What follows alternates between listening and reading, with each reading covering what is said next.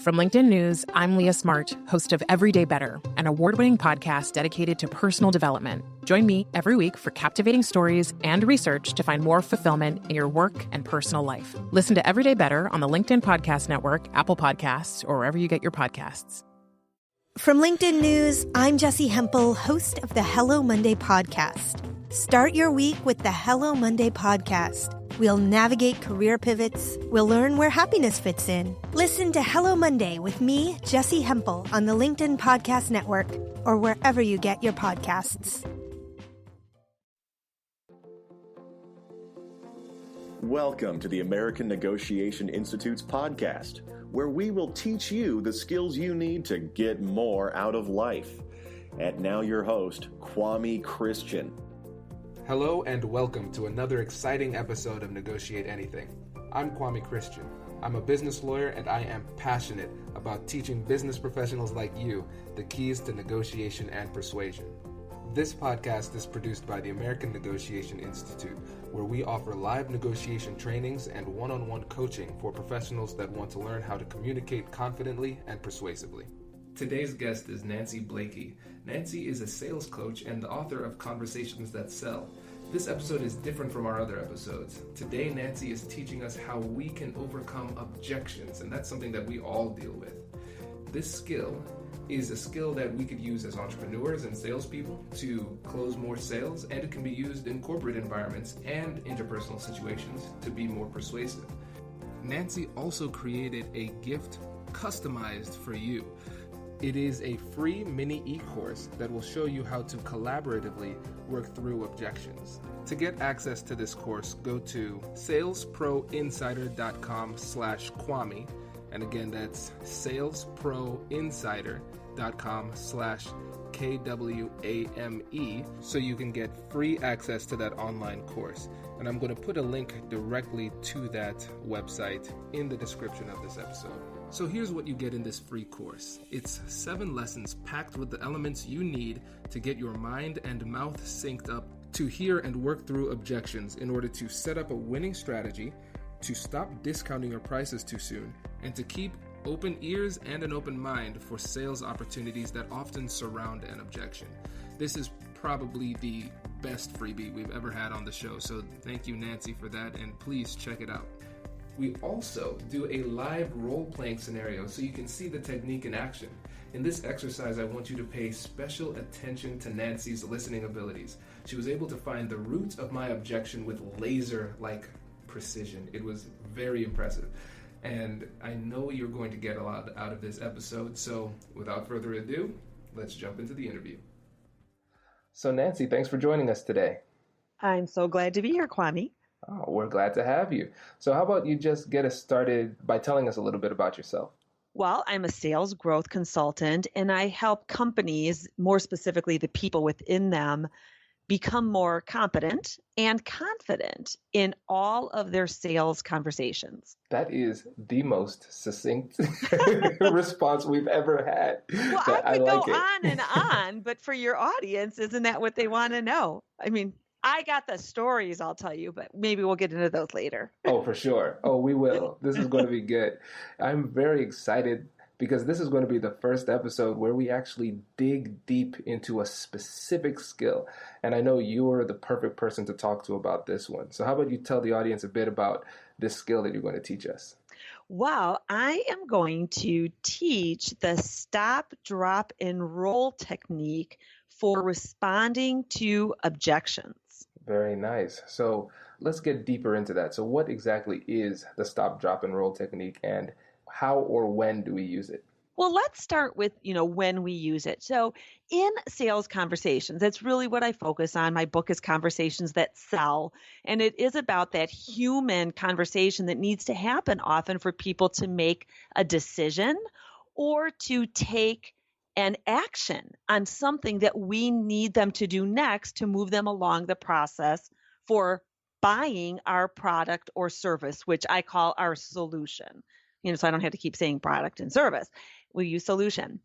And along that conversation, no matter how good we are, no matter how effectively we are at collaborating through all the pieces of data gathering and presenting what we can do, typically there's a concern or objection that might be voiced or might be silent. And so it's in that moment that that happens. What do we do? What needs to come out of our mouth to preserve all the hard work up to that point in that sales opportunity? Because Kwame, you probably have seen this. A lot of people blow it right at that moment. That's absolutely true. A few Right. times, myself included. Yeah, me too, right? Because at that moment, we're so invested, and maybe we have what we call happy ears. We really think this is going great, and we're going to get that decision and, walk away with that order or that, buy. And all of a sudden now there's a barrier. And right then, there's the fight or flight reaction that kicks in for us and for that, let's call them the buyer or the prospect, because there's an interruption. It's a disruption to this conversation now because maybe they're afraid to bring up something, that they don't know how we're going to react to, because people as buyers are pretty conditioned that if I raise this, I'm now going to get a hard sell. Like someone's going to really jump on me and try to talk me out of it or talk me into something. So they've got this, adrenaline flowing, and the sales professional, they've got that fight or flight reaction going too, because we're wired as humans that when we feel we're in danger, we need to fight or flee. So we need to bypass that in the moment that we hear that objection, because with that adrenaline going, the likelihood of us being able to work through that objection is very, very low. And I think that's one of the keys. This is about working through the objection with another person. It is not about handling objections. It is not about overcoming objections, because nobody wants to be handled or overcome, in my view. Now, as a lawyer, you might, have a different approach to that. That is funny. But most people don't, right? Right. Okay, so in that moment, we can train ourselves to use stop, drop, and roll. Now, this isn't the stop, drop, and roll we learned, when we were in, what do you call it? Grade school or kindergarten. Yeah, way back when, where we're rolling on the floor. This is mental and verbal rolling. So the first thing we do is we hear an objection and we have to just stop. And that is train our brain. Stop, pause, and listen. Hear the person out. Don't interrupt, because that's what people do. They want to interrupt and start giving them more information. Stop, pause, and listen. Then we have to, again, mentally drop our assumptions, our agenda, our emotions, and our ego. Then we can open our mouths and roll with acknowledge, ask, and answer. So the first words out of our mouth are an acknowledgement, not that we are agreeing, not that we're going to do anything, simply an acknowledgement that I hear you, it's safe, and you have permission to, go on. I'm not going to fight or flee. So it lessens the reaction on their end, because that's not what they're expecting. We need to acknowledge, that I understand, what you're telling me, or here's what I hear, and we paraphrase back. And there's a big difference between paraphrasing and repeating back word for word.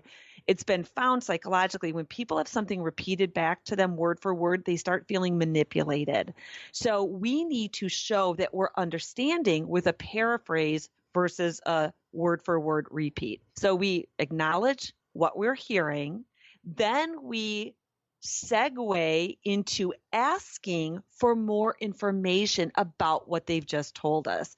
Because for many people, it's a stall, or it's a easy concern that they first raise, and we've got to dig in and find out more about what's coming behind that. So take, for example, the pricing objection. If somebody says, well, that's just way more than we're willing to spend, you don't know why that's what they're willing to spend. So too often people will jump into starting to offer price concessions or different terms when they don't even know why that's an objection.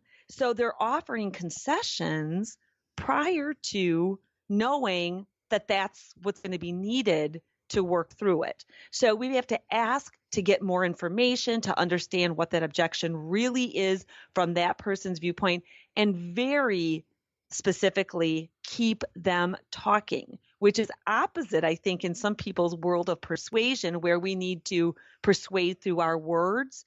We want to persuade through our questions, because the more that they can discover and talk themselves through it, the easier it's going to be to work through it to a successful outcome. So we acknowledge, we ask, then once we have the information from our ask, now we can answer.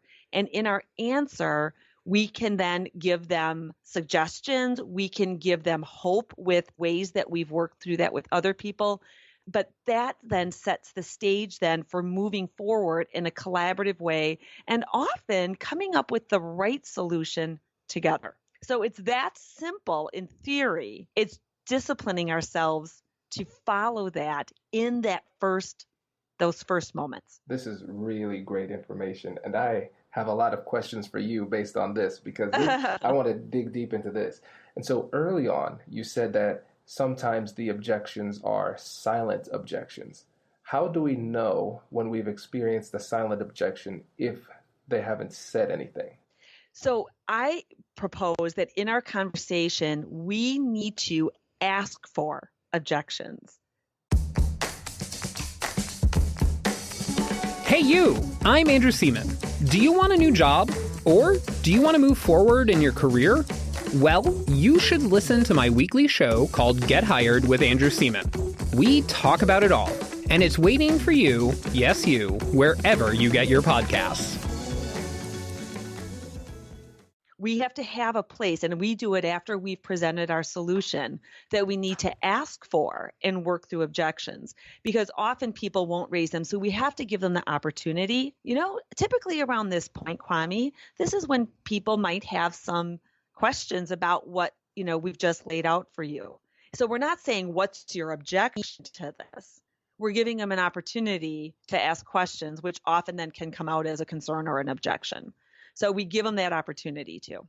And then, of course, you have to watch their body language. When people start becoming disengaged, or you can tell that they're not focused, or they're fidgeting, or they're, when you're with more than one person, they're like looking at each other. That's a great opportunity to say, I'm sensing that you might have a question about what we're discussing. Feel free. We have to leave that door open, or make that door open for them. This is really interesting. And I really like this technique because, like you said earlier, it runs counter to what most people think would be the typical sales approach, because you are essentially ceding a little bit of control to the other side in order to give them the feeling of comfort and security and trust to share their objections or concerns with you. It differentiates you so much from everybody else that they're probably talking to.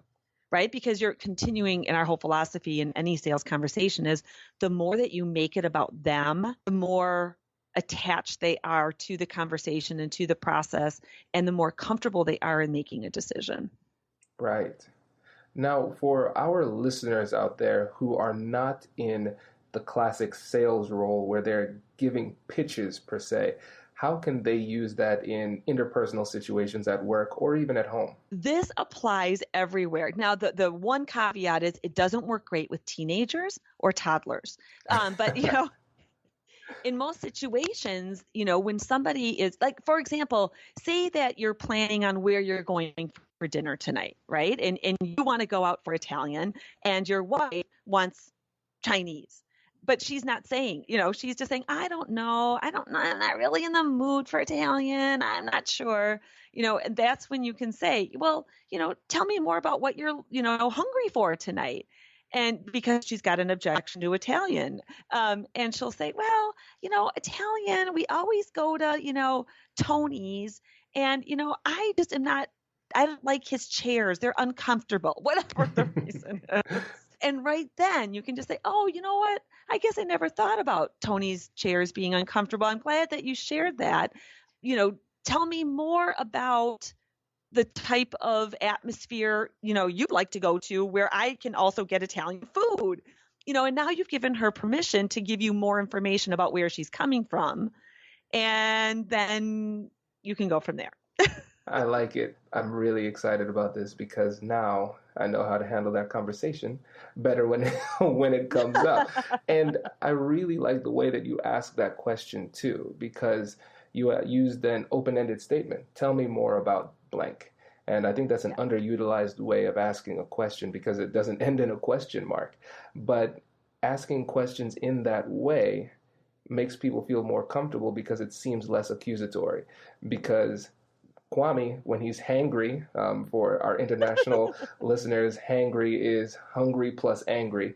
When I'm hangry, my questions might come off like, what is wrong with Tony's? Yeah. Which would or elicit why? Exactly, why.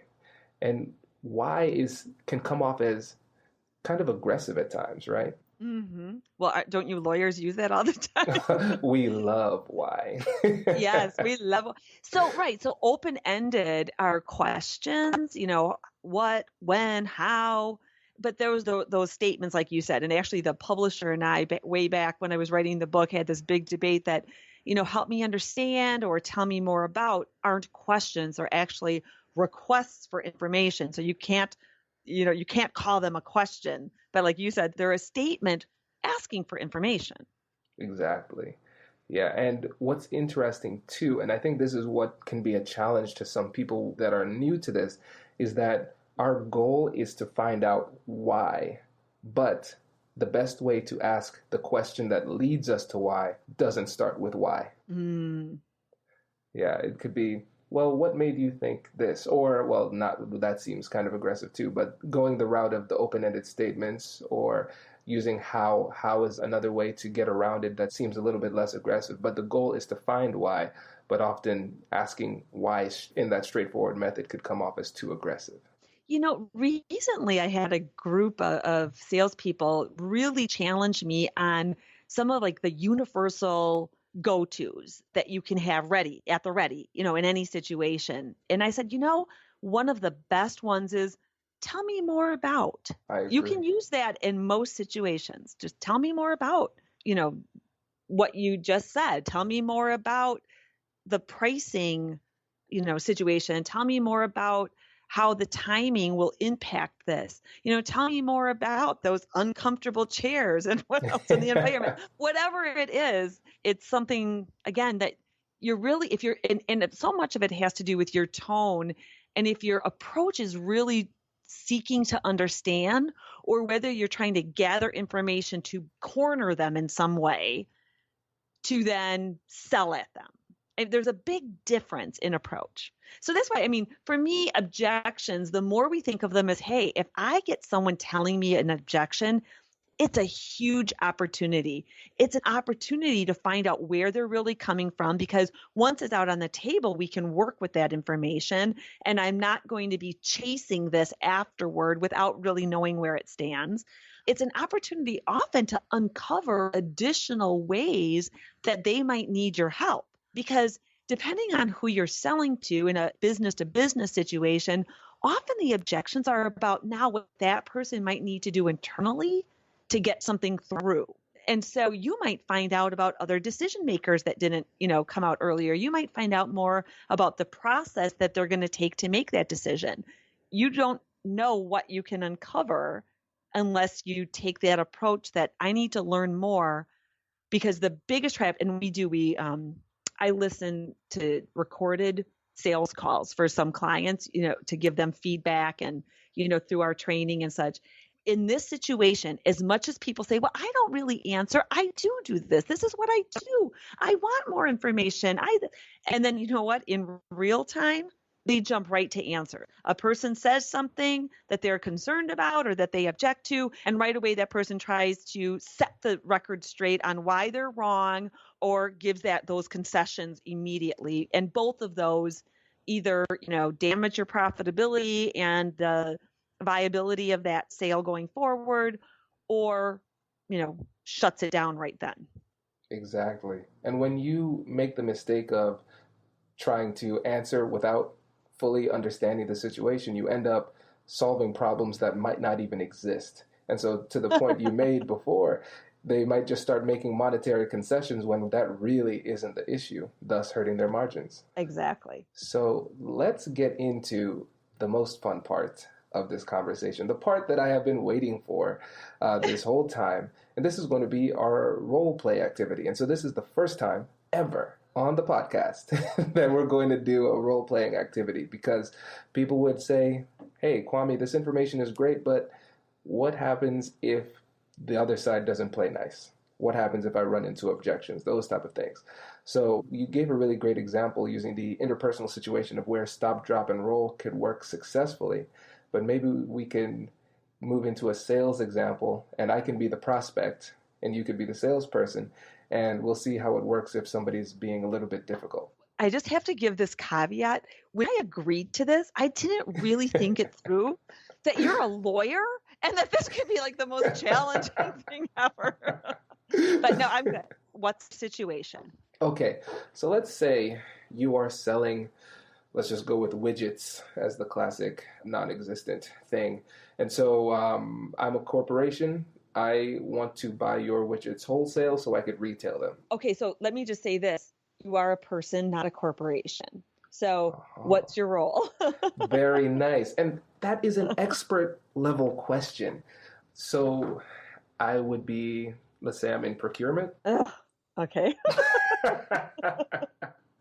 So procurement people are trained to like make salespeople sweat. Yes. Oh, so okay, I picked the perfect person. But I think that that's an important thing to think about when you're thinking about objections or when you're getting ready for them, is that too often we forget that we're talking with a person, right? We're not talking with a corporation. In that moment, it's a person that we're speaking with. That is a brilliant point. That is quotable. That is quotable for sure. I like that. Yeah. That's really good. It reminds me of I think I heard it this morning in a book I was reading. They said sometimes we are so focused on being a high-level professional that we become low-level humans. Oh. Yeah, so that's profound. Yeah, so the timing is perfect. I like that. Okay. Perfect. So all right. Let's get started. And then we have to set the stage a little bit more. So this is not like a cold call to you, right? We've already had a discussion. I've already explained to you maybe what we can do and how we can provide the widgets. And now you got your objection. Yep. All right. So let me go this way. Okay. So Kwame, as we've discussed, we're going to be able to provide you this palette full of widgets every month as you need for $1,200 palette. $1,200? Yes, it's $1,200. I sense some hesitation, in that. Tell me more about your thoughts. Yeah, here at Kwame Corp, we value providing our loyal customers with the highest value products at the lowest price. And so with $1,200, it's just going to be difficult for us to provide that value while still claiming the margin that we would like to have. All right. Well, providing value is such a different connotation to different people. And so I understand that, providing that value to your members is why you're in business as a wholesaler. So tell me more about that providing value and the margins that you look for, et cetera. So we want to keep between, let's say, I don't want to give too much proprietary information in this call, but let's just say we want to keep between 15 to 30% margins on our products. But the thing is, we want to make sure that we are only going with industry leaders with the products that we provide for our customers. Okay. So you're looking for the best quality, as you said, the industry leaders, and maintaining that 15 to 30% profit margin on what you're providing. Right. Okay.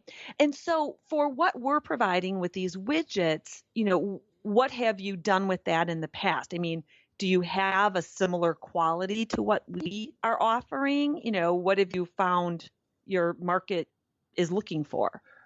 We've had some situations in the past with our widgets where we were concerned about the quality. And ever since that incident, I don't want to name any names or anything like that, but after that incident, our CEO has been just a stickler on the quality of these widgets. So I know for me, there's a lot of internal pressure to make sure I'm making the right decision, because the CFO is going to get on me if the numbers aren't right, but then the CEO is going to get on me if the quality isn't right. So really, I guess my job is to keep the CEO happy first. So quality is the biggest concern. So we're shopping around trying to figure out who is the best in the industry first.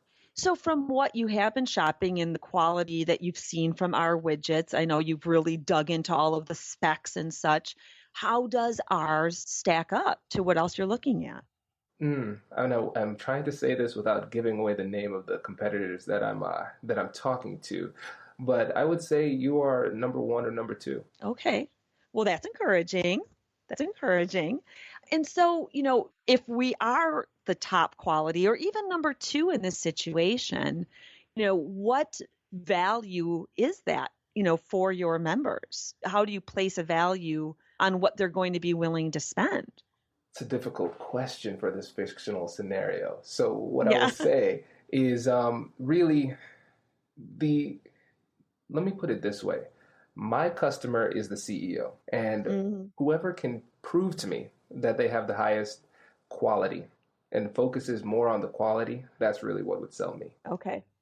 All right. And so, you mentioned that the price, that was what your first reaction was. What you're saying really is the $1,200 a pallet might be more palatable if the quality is of the level that your CEO is looking for. Exactly. If we can prove, if there's something that we can prove using objective measures that the quality is top notch, I think we would be able to swing 1,200. But again, it comes down to that question of quality. Okay. Well, Kwame, the goal of us helping you then is to get that right product to your CEO. And so, you said you need objective data, on this. What type of data do we need to pull together that's going to help you make your case internally to him? Well, first of all, I'd want to see a following, because of course we have marketing. We market our to our customers, but we want to bring in products that already has a following, so we could possibly bring in even new clients or new customers to our store just by carrying you. So seeing a social media following would be huge. Seeing growth in your company would be very important as well. And also seeing great reviews. If we can see on various objective websites, like let's say Amazon, that your product has a number of sales over 4 stars, I think that would be sufficient. All right. Well, I know I can pull that information together for you, because you're not asking just about the product. It sounds like it's going to be important to show that we as a company are on a growth path and have that presence and branding so that it's easier for your sell-through and bringing in new customers. Exactly. Here at Kwame Corp, we don't associate with losers. So, so if you could bring me that information, I think we could have a deal. All right, so we can end this role play, but from there, of course, we would go on to schedule what's our next follow-up, what information exactly I would provide you, what's the time frame, and possible, where I would go there is, let's get the CEO in on that meeting. Smart. And tease that out a little bit more. Why would you want the CEO on the meeting as well? Because you let me know he's the real decision maker in this. Exactly. That's perfect. Yeah, you did a great job. And the timing was really great because you weren't rushed. A lot of times when we're under pressure, we rush, and that's where we make mistakes. And and the questions were great. You had me on my toes. You really came up with some good details. Here's the thing about the whole not being rushed, and that is, as you just said, such an important thing. People will say, well, gosh, if you follow, acknowledge, ask, and answer, you're giving up control. And I believe that's how we're taking control, is by slowing things down. Because at that point, people do rush, and that keeps that adrenaline going. It starts causing some mistrust. It's a false sense of rushed. It's slow things down and take control, again, through your questions, not through what you're telling. You need the right information to share, but you've got to, I say, earn the right to share that information again once you have them engaged back into a conversation, because it felt like a conversation to me after the first question or two versus a negotiation of some sort. Right. And you know what's interesting? Because I was trying to be Tommy Tough guy here. And so you saw my first response was like, what, five words? Yeah. And I was trying to hold back as much information as possible. But because you asked such great open-ended questions and open-ended statements, I guess I should say too, and because you paused and gave me time, sometimes I was done saying what I wanted to say, but there was still space that you let me fill with more words. And it came off first, obviously, as an objection to price. And I think that's, in certain situations, there are some default objections we go to. And so as an expert in this field, you realize that most likely wasn't the only issue. And so you kept asking questions and found that it was quality. Yeah, and very different from price. Very different than, well, I can cut it to $950 a pallet. Would that work? Exactly. Yeah. Very nice. That was fun. Yeah, that was a lot of fun. I was afraid I was running out of imagination toward the end, but we got through it. So before you go, I want you to share or lay down a challenge to our audience. What is one thing that you think they can do in the next week to be more persuasive? I think it's take the time to prepare. Think about the most common objections you hear. There's typically 2 or 3 of them that you hear most often. And then prepare to maybe get in front of that before it becomes an objection. So if you're always hearing an objection about delivery schedule, for example, what's the reality to those objections, and how can you position the information around that earlier to eliminate that objection before it comes? So, the practical thing is really about preparation. Most common objections, when do you hear them? How might you prevent them before they happen? If you hear them, what are those first couple of questions or open statements that you should be prepared to ask to get them telling you more? And prepare those out so that, in the moment, I've watched this happen. I've heard this happen on recorded calls. In the moment then, when that objection comes up, you can just hear the rep just kind of smile like, I got this. Like, I know exactly what to do right now. I'm not surprised. I'm not whatever. And they can just kind of like just settle back again and really take control without it feeling like they're overcoming or handling that person. Right. This is beautiful. This is really great. And so how can the audience keep in touch with you if they wanted to get more information? Well, they can email me, Nancy@salesproinsider.com, or go to our website, which is, you'll have it in the show links, salesproinsider.com, because for your listeners, we're going to offer a free e-course on working through objections, which will take them through all those steps for preparing for their most common objections. Fantastic. Thank you so much. You're welcome. I'm so glad to be here. I look forward to more conversations about persuasion and sales. I hope you enjoyed that episode. If you're finding this information helpful, please leave a review and subscribe. My goal is to teach these skills to as many people as possible, and leaving a review helps our search results, which helps us to reach more people. And remember, negotiation is where persuasion and problem solving meet. So if you ever have any questions or need help with specific situations, feel free to reach out to me. I'd love to help. Thank you so much for listening, and I hope you have a great week, and I'll catch you in the next one.